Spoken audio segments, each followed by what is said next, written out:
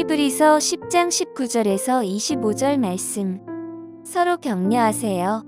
그러므로 형제들아, 우리가 예수의 피를 힘입어 성소에 들어갈 담력을 얻었나니 그 길은 우리를 위하여 휘장 가운데로 열어놓으신 새로운 살 길이요, 휘장은 곧 그의 육체니라. 또 하나님의 집 다스리는 큰 제사장이 계심에 우리가 마음의 뿌림을 받아 악한 양심으로부터 벗어나고 몸은 맑은 물로 씻음을 받았으니 참마음과 온전한 믿음으로 하나님께 나아가자. 또 약속하신 이는 믿으시니 우리가 믿는 도리의 소망을 움직이지 말며 굳게 잡고 서로 돌아보아 사랑과 선행을 격려하며 모이기를 패하는 어떤 사람들의 습관과 같이 하지 말고 오직 권하여 그날이 가까움을 볼수록 더욱 그리하자. 아멘. 내일은 추석 명절이기도 해요. 우리 행복하고 웃음 가득한 명절 되시길 바라고, 고향교회 찾아오신 분들도 계신 것 같아요. 우리 고향교회 또 어머님 아버님 뵈러 오셨다가 고향교회 오늘 오신 분들도 환영합니다. 교회 공동체, 가족 공동체가 무엇인가? 왜 하나님께서 교회를 공동체로 묶어주시고 가족도 이렇게 공동체로 만들어 주셨는가? 오늘 24절 말씀 우리 같이 함께 읽도록 하겠습니다. 24절 같이 읽어요. 서로 돌아보아 사랑과 선행을 격려하고. 다시 한번 읽어요. 서로 돌아보아 사랑과 선행을 격려하며. 따라합니다. 격려의 공동체. 여러분, 교회도 그리고 가정도 공동체인데 어떤 공동체가 되기를 원하시냐면, 하나님은 따라합니다. 격려하라. 격려의 공동체가 되기를 원하시. 윌리엄 버클레이라고 하는 그 신학자가 있어요.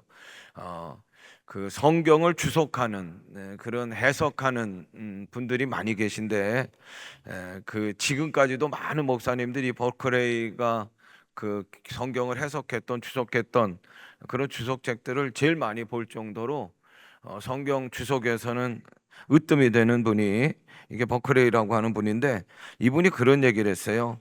신앙인들의 지상에서 최상의 의무는 격려하는 것이다. 세상에는 다른 사람들 막 정렬에 찬물 껴안치고 그리고 절망시키고 좌절시키는 사람들이 참 많지만, 그 중에서도 우리 그리스도인들은, 신앙인들은 뭔가 달라야 되는데, 이 땅에서의 최상의 의무는 격려하는 것이다. 그렇게 얘기를 했어요. 맞습니다. 우리 그리스도인은, 신앙인들은 세상 사람들과 달라도 좀 달라야 돼. 다른 사람들을 막 좌절시키고 찬물 껴안고 그렇게 하지만 우리는 따라합니다. 격려하자. 교회는 서로 격려하는 곳이 돼야 돼. 흉보거나 욕하는 말보다는 위로하고 응원하고 그런 말들이 더 많아야 되고요. 가정 자체도요, 이게 격려하는 공동체가 돼야 돼. 치열한 삶의 현장에서 막 전쟁을 치르고 돌아왔잖아요. 아주 뭐 그냥 기진맥진해서 돌아왔어. 그런 가정은 격려하는 거예요. 샘을 얻게 하고 안식하게 하고 그런 것이 가정이 돼야 되는 거예요. 우리가 대화할 때, 서로 만나서 대화할 때 한 5가지의 차원의 대화가 있대. 의례적인 대화가 있어요. 형식적인 거. 안녕하세요. 밥 먹었어요. 그런 거. 어디 가세요? 그 다음에는요, 정보들, 객관적인 정보들을 교환하는 거예요. 그게 뭐냐? 이번 주 셀 모임은 어디서 드리죠? 예배 후에 원래가 있는데, 아이고 참석할 거예요? 이렇게 묻는 거. 3번째 차원은요, 서로의 생각이나 견해를 주고받는 거예요. 내가 생각할 때는 이렇게 처리하는 것이 나은 것 같다. 아유, 당신 너무 좀 성급한 결론 내리고 있는 것 같아. 이게 뭐냐? 내 생각과 견해를 얘기할 수 있는 단계가 3번째 단계. 4번째는 아주 좀 이게 감정이 담겨 있는 거예요. 나는 당신이 그렇게 솔직하게 이야기해 줘서 고마워요. 당신이 난 얼마나 든든한지 몰라. 그리고 또 반대로, 야, 그때 그 일 때문에 내가 얼마나 서운했는지 몰라. 이게 어떻게 보면 감정이 이입되는 그런 대화예요. 그리고 5번째는 이심전심이요. 말하지 않아도 아는 거예요. 저 사람 얼굴 표정만 봐도 지금 무슨 생각하고 있구나 정도까지, 그거는 굉장히 만나는 횟수가 많은 거고 깊은 대화를 나눈 그런 대화가 되는 거예요. 근데 교회는 어디까지 가야 되느냐? 이게 4단계까지도 머물러서 안 되고 이심전심의 단계가 돼. 아이 가정 자체가 아이 태어나면서 만난 공동체인데 그거는 마음과 마음을 주고받는 가정, 그거는 5단계까지 가야 되는 게 당연한 거고요. 그런데 요새는요, 그냥 서로 밥도 안 먹는 그런 가정들이 많아요. 예, 그건 하나님께서 우리들에게 그렇게 가정으로 만나게 하신 이유하고 너무 거리가 먼 거예요. 이심전심의 가정 공동체가 돼야 되고 대화를 하더라도 안녕하세요 밥 먹었어 이 정도로 끝나는 게 아니라 정말 말하지 않아도 알 수 있는 그런 공동체 가정이 되시기를 바라고, 그리고 그 가정을 넘어서 우리 교회도 그렇게 가정처럼 이신전심을 나눌 수 있는 그런 공동체, 목적 의식적인 대화가 있는 그런 공동체 교회가 되어야 될 줄로 믿습니다. 격려는 의미를 보면은 용기나 의욕이 솟아나도록 복도와 주는 거예요. 삶의 의욕과 용기가 솟아나도록 자꾸 이렇게 복도와 주는 게 격려예요. 한번 따라합니다. 서로 격려하라. 서로 격려하라고 할 때 이 말에 어감에는 어떤 말이 있냐면은 적극성을 띠라는 거예요. 그건 뭐냐? 먼저 격려하는 거예요. 그것도 어떤 거냐? 격려할 것을 찾아서라도 격려하라. 이런 의미가 서로 격려에는 담겨져 있는. 가정에서도 격려가 많아야 돼. 부모가 자녀를 격려하고, 부부끼리도 서로 격려하고, 자녀들이 아버지, 어머니, 그리고 형제들을 격려해야 돼. 아이고, 나는 혼자 사는데. 나는 혼자 아니요, 여러분, 그런 소리 하지 마셔요. 교회가 있잖아요, 교회가. 혼자 아니요. 주 안에서 우리는 다 한 가족인 줄로 믿습니다. 그러니까 교회는 다 격려하는 가정의 연장선이. 어쩌다 한번 생각나서 인사말 그냥 형식으로 그렇게 하지 마시고, 우리 교회는 모든 모임 대화의 내용이 다 격려가 돼야 되는 거예요. 고통당하는 사람에게 가가지고 괜히 뭐 안다고 그냥 고통의 의미를 자꾸 해석하려고 하지 말아요. 병원에 입원해 있는 사람은 야, 너 그렇게 내가 너 생활하는 거 보고 너 그럴 줄 알았어. 그래서 아픈 거야. 이렇게 하면 안 되는 거예요. 이별할 수도 있죠, 지금 세상에. 그런데 야, 네 말투 내가 진작에 알아봤어. 그래서 도망간 거야. 이런 식으로 하면 안 된다는 말이에요. 한정과 가족을 이루게 하신 것도, 교회를 주시고 가족을 주신 것도 다 그 안에서 격려하라고.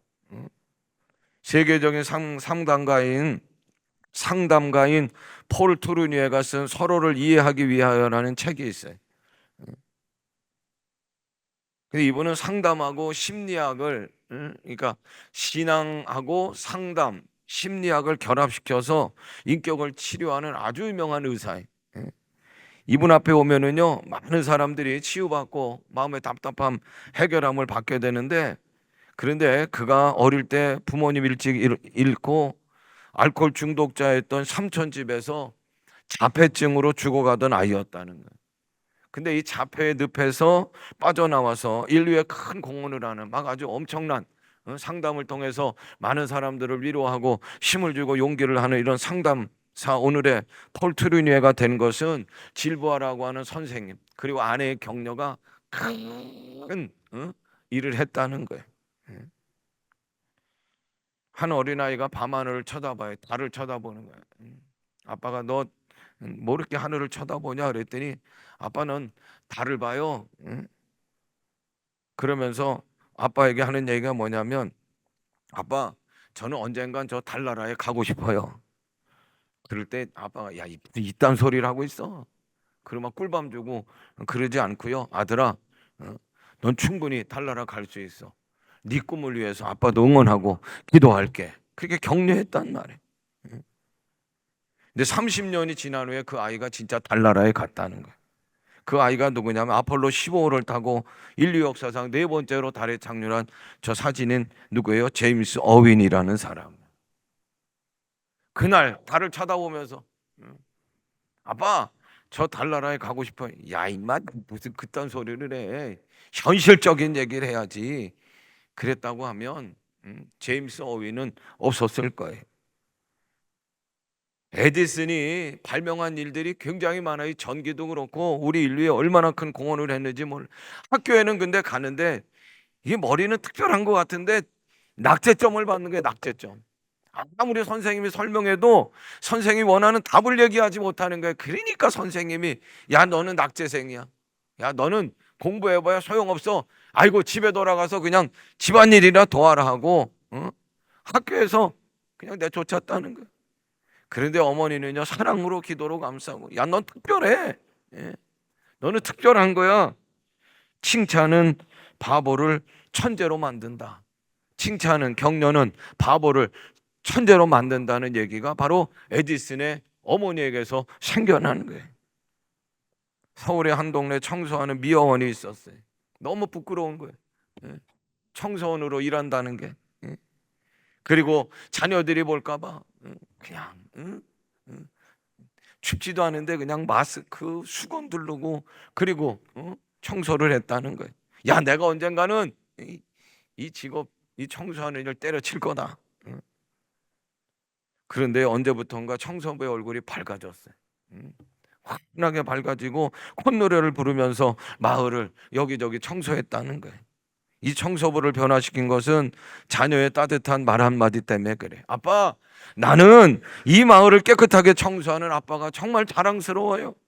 아빠가 없으면 이 마을, 아이고 생각만 해도 끔찍해요. 쓰레기 더미로 막 뒤dom벅거렸을 거 아니에요. 아빠 힘들죠? 우리가 있잖아요. 힘내세요. 골리앗 그 거인을 무너뜨린 다윗은 그 이후로 승승장구할 줄 알았어요. 그런데 웬걸요? 사울왕이 시기해가지고 다윗을 그냥 놔두면 안 되겠다. 막 죽이려고 오는 거예요. 그러니까 막 뜻하지도 않게 도망하는 그런 시간을 갖게 되는 거예요. 막 숨을 곳이 없어서 저 다른 나라에 가서도 막 그렇게 숨고 그랬던 다윗. 지칠 대로 지쳐 있는 거예요. 그런데 그때마다 누가 격려하고 누가 응원을 했느냐? 친구 요나단이 다윗을 격려하는 거예요. 성경은 요나단의 격려를 뭐라고 얘기하냐면 주 안에서 다윗을 강건하게 하였다는 거예요. 요나단이 다윗을 향한 격려가 주 안에서 다윗을 강건하게 했다는 거예요. 그래서 다시 일어나서 이스라엘 통일왕국의 위대한 왕 다윗이 됐다는 거예요. 지친 사람, 절망하는 사람, 두려워하는 사람, 포기하는 사람, 주저앉으려고 하는 사람 위로하고 격려하고 세워주는 것이 교회여야 되고 또 우리들의 가정이 되어야 될 줄로 믿습니다. 세상은요 악한 영들이 많아요. 그래가지고 막 넘어뜨리고 실망하게 하고 포기하게 하고 힘 빠지게 하고 주저앉게 하는 거예요. 그러나 우리 믿음의 가정들 오늘 말씀을 들은 여러분들부터가 격려자가 되시기를 간절히 바랍니다. 어떻게 격려해야 되느냐? 우리 격려의 모범이 되시는 분이 있는데 그분이 예수님이세요. 예수님. 그분은 완전한 우리의 격려자가 되시는 줄로 믿습니다. 처음 하나님께서 만드신 인간은 아담과 하와였어요. 그런데 죄를 짓고 나서 에덴 동산에서 쫓겨나고 말았어요. 그때부터 하나님께로 나아가는 길이 하나님과 함께 교제하는 길이 다 막히고 말았어요. 오직 레위인 대제사장만이 1년에 한 번 대속죄일 그리고 특별한 경우에 하나님 보좌 앞으로 나아갈 수 있는 유일한 한 사람 대제사장 뿐이었다는 거예요. 누구도 하나님 보좌 앞으로 나아갈 수 있는 길이 없었어요. 그런데 예수님께서 이 세상에 직접 오셔서 십자가에 달려 우리들의 모든 죄값을 몸소 다 치르셔요. 십자가에 달려 우리의 죄값을 다 치르시는 그 순간에 성소에 있던 지성소에 있던 휘장이 위로부터 아래로 쭉 찢어지는 거예요. 누구도 하나님 보좌 앞으로 나갈 수 없도록 딱 막아놨던 그 휘장이 위로부터 아래로 쫙 찢어지게 되는 거예요. 우리의 모든 죄가 씻겨지고 하나님 앞으로 나아가는 길이 활짝 열리게 되는 거예요. 죄 짓고 하나님 앞에서 벌벌 무서워서 떠는 우리에게 예수님 말씀하셔요. 자, 오늘 본문 19절입니다. 같이 읽어요. 그러므로 형제들아 우리가 예수의 피를 힘입어 성소에 들어갈 담력을 얻었나니 그 길은 우리를 위하여 휘장 가운데로 열어놓으신 새로운 산길이요 휘장은 곧 그의 육체니라. 21절 또 하나님의 집 다스리시는 큰 제사장이 계심에 큰 제사장은 예수님이시여. 할렐루야. 22절 우리가 마음의 뿌림을 받아 악한 양심으로부터 벗어나고 몸은 맑은 물로 씻음을 받았으니 참마음과 온전한 믿음으로 하나님께 나아가자. 하나님 앞으로 당당하게 나아가라고 예수님은 오늘 우리들을 격려하고 계신 줄로 믿습니다. 마태복음 9장에 보니까 12년 동안 피가 마르지 않는 여인인데요, 피가 나는데 몸에서 그게 12년 동안 멈추지 않아요. 그러니 얼마나 그냥 바싹 말랐겠어요. 몰골이 말이 아닐 거예요. 사람들은 저 여인이 저주받은 사람이라고 같이 하기를 꺼려하는 거예요. 그러나 예수님은 그 여자를 가까이 하시고 격려하시. 사람들은 그녀를 돌이켜보지 않고 그녀에게 관심을 두지도 않아요. 그러나 예수님께서 돌이켜 그녀를 보시고 이르시되, 한번 따라합니다. 따라 안심하라. 아이고, 사람들은 저주의 병에 걸렸다고 쳐다보지도 않아, 가까이 하려고 하지 않아, 사람 취급도 하지 않아. 그런데 예수님은 그녀를 부르시는데 뭐라고 부르시느냐? 따라. 아무리 못났어도, 아무리 형편없어도 우리 예수님은 여러분을 따라 하나님의 자녀로 부르고 계신 줄로 믿습니다. 그리고 이 여인은 예수님 옷자락만 만져도 구원받겠다, 고침받겠다고 하는 믿음을 가지고 예수님의 옷자락을 만진 거예요. 그걸 하시고 뭐라고 얘기하시느냐? 너의 믿음이 너를 구원하였다. 그녀의 믿음을 격려하시는, 고침을 받고. 요한복음 4장에 보니까 사마리아 수가성 마을에 예수님께서 한 여인을 만나셔. 이 여인은 이중의 약점이 있어요. 그 당시에는 사마리아 사람들은 사람 취급도 받지 못해. 그녀는 사마리아 여인이에요. 두 번째 약점은 뭐냐면 5명의 남편이 있는데 지금 있는 남편 6번째도 이게 또 제대로 된 남편이 아닌 것 같아. 아주 운명이 기구한 여인이야. 사람들은요, 중동 땅에는 그냥 대낮에는 너무 뜨거워서 움직이질 않아요. 물 길러 가는 것도 선선할 때 가는데 너무너무 부끄럽고 수치스러운 여인이니까, 이게 기구한 운명에 손가락질 당하는 여인이니까, 그래서 사람들이 움직이지 않는 대낮에 몰래 물가에 와가지고 물을 길는 여인이었다는. 예수님은 이 여인을 만나서 물 한 잔을 달라고 부탁을 하시. 그리고 따뜻한 대화를 나누시기 시작해. 사마리아 여인이 아이고, 아니 어떻게 남정네가 이 여인에게 말을 거나, 저 의아해하는 거죠. 처음에는 선뜻 예수님과 대화를 하지 못하다가, 야, 그래도 누군가 자기가 말을 걸어준다는 게 얼마나 반가운 일인지 예수님과 대화를 하기 시작하는, 자기의 떳떳하지 못한 과거와 현재를 그녀가 어이고 마음이 풀리면서 예수님께 말하는 거예요. 요한복음 4장 18절 같이 읽어요. 너에게 남편 5이 있었고 지금 있는 자도 내 남편이 아니니 내 말이 참되도다. 너의 말 못할 사정, 수많은 우여곡절, 야, 지금 이야기한 너가 나한테 얘기했던 그 말 안에 다 담겨져 있구나. 그리고 참되도다. 그녀의 지금 심정 처지를 알 것 같다. 그리고 오늘 22절의 말씀에 보니까 참마음과 온전한 믿음으로 하나님께 나아가자. 참되도다. 연결해 보면 그녀 안의 영이 예수님을 만남으로, 그녀 안의 영이 예수님을 만남으로 숨쉬기 시작하는 것을 예수님 뭐라고 얘기하시느냐? 참되도다. 참마음이로다. 그렇게 격려하고 계시는 거예요. 요한복음 4장에서 우리들이 중요하게 여겨야 되는 포인트는 백주대낮에 한 외간 남자하고, 그리고 이 여자는 늘 남자 문제하고 연결해서 사람들이 손가락 쨌던 그 여인, 그 남자 여자와의 만남이 아니고 요한복음 4장 14절입니다. 같이 읽어요. 내가 주는 물을 마시는 자는 영원히 목마르지 아니하리니 내가 주는 물은 그 속에서 영생하도록 솟아나는 샘물이 되리라. 영원히 목마르지 않는 영생수를 얘기하시. 요한복음 4장 20절 같이 읽어요. 우리 조상들이 이 산에서 예배하였는데 당신의 말은 예배할 곳이 예루살렘에 있다 하더이다. 23절 같이 읽어요. 아버지께 참되게 예배하는 자들은 영과 진리로 예배할 때가 오나니 곧 이때라. 24절 아버지께서는 자기에게 이렇게 예배하는 자들을 찾으시느니라. 24절 같이 읽어요. 하나님은 영이시니 예배하는 자가 영과 진리로 예배할지니라. 아멘. 영원히 목마르지 않는 물에 대한 얘기를 하시. 주제가 예배가 돼.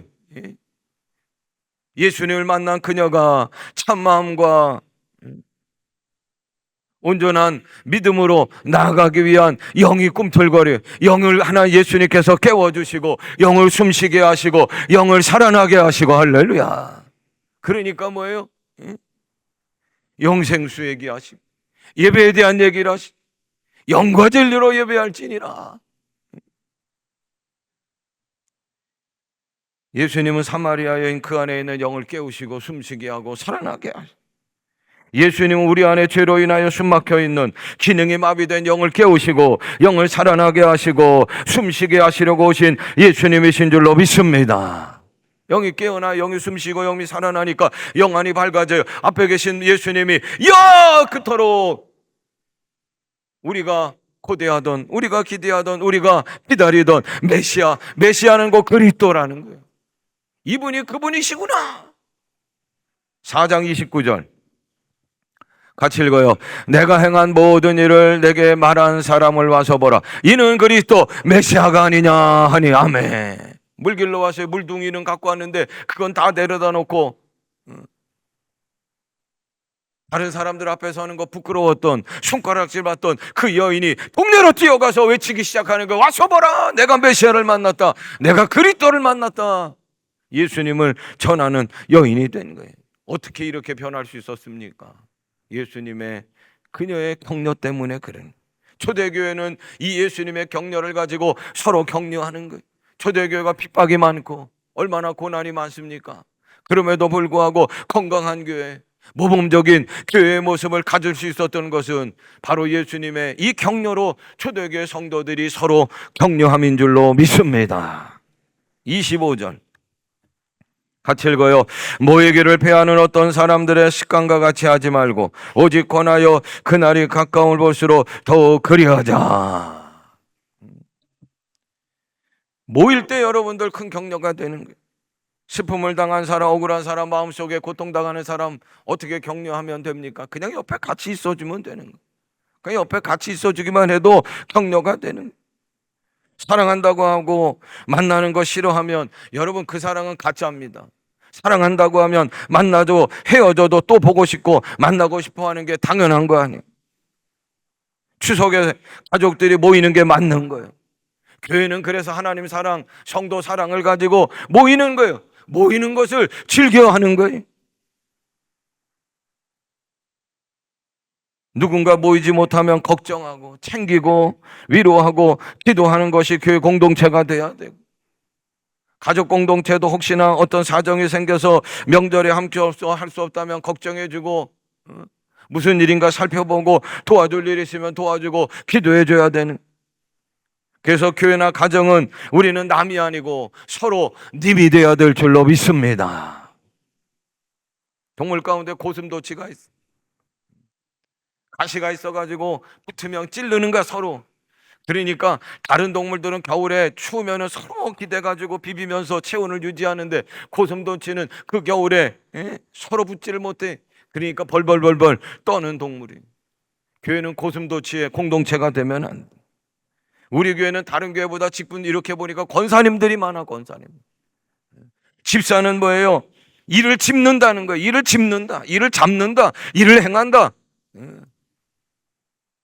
많은 일을 하는 분들이 집사예요. 그럼 권사님은 뭐예요? 오늘 25절의 말씀 보니까 오직 권하여. 이 얘기는 뭐냐? 24절 다시 한번 읽어요. 시작. 서로 돌아보아 사랑과 선행을 어떻게 해요? 격려하며. 권하라는 거 격려하는 거예요. 격려하는. 권사는 뭐 하는 사람이냐? 격려하는 사람이라는. 우리 교회가 권사가 많은 것, 격려가 많아야 될 줄로 믿습니다. 위대한 사도 바울 얼마나 위대합니까? 그러나 혼자 그 일을 한 게 아니에요. 바나바 격려자가 있었던 거예요. 회심했어요. 자기가 예수님 믿는 사람들 막 따라가면서 잡아다가 막 감옥에 끌고 그렇게 아주 그냥 못된 짓을 했는데 예수님 만나서 나 이제 예수님 믿기로 했습니다. 아무도 안 믿어주는. 바나바가 나타나서 나를 보고 내 신앙을 보고 내 삶을 보고 바울을 믿어주라고 보증했던 사람. 안디옥 교회가 바나바를 초대 교역자 목사님으로 초빙하는 거예요. 그런데 바울을 데리고 가서 정말 신실한 믿음의 종이라고 같이 사역하자고 사역의 길을 처음으로 열었던 사람이 바나바예요. 목사도요 힘들고 질질 때가 있어요. 그럴 때마다 웃는 얼굴로 목사님 힘내세요. 목사님이 기도하고 있습니다. 그러면요 날개를 다는 거예요. 셀리더님 고마워요. 힘내세요. 그러면 셀리더를 지역장 사역자들이요 산을 넘고 강을 넘고 사역하게 되는 거예요. 집수리 봉사도 하고 추석에 반찬 사랑도 나누었고 벌써 사진에 나왔고 10월 2일이 노인의 날이라고 아동부가 또 이렇게 선물도 우리 어르신들에게 준비한다. 노인들에게는 크게 격려가 되는 거예요.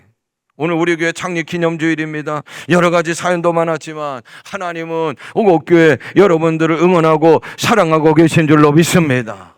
오늘 이 예배를 통해서 하나님의 격려, 예수 그리스도의 응원을 받으시기를 바라고 서로도 위로하고 격려하고 심차게 앞으로 나아가는 우리 온고 공동체가 되기를 간절히 원합니다. 추석 명절도 가족이 모여서 이번 명절에는 우리 오늘 말씀을 들은 우리 신앙인들부터가 먼저 격려하셔. 찾아서 격려하시기를 바래. 추석 명절 집까지 오시느라 고생 많이 하셨습니다. 서로 격려할 수 있기를 바랍니다. 오던 길에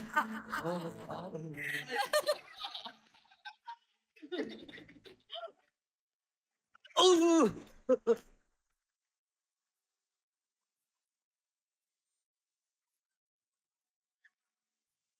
오늘도 집까지 오시느라고 고생 많으셨습니다. 저는 뭐 이 회사 선전하려고 하는 게 아니라 이 문구가 너무 좋은 거예요. 이 명절에 여기까지 오느라고 고생 많았다고. 올 한 해 예수 그리스도의 격려로 가정이 회복되고 교회가 힘이 나고 자녀들의 어깨가 올라가고 그래서 교회 공동체, 가정 공동체를 하나님이 보시면서 흐뭇해하는 그런 이 가을 또 우리 추석 되기를 주님의 이름으로 축복합니다. 우리 찬양팀 나오시. 다 일어서시기를 바랍니다.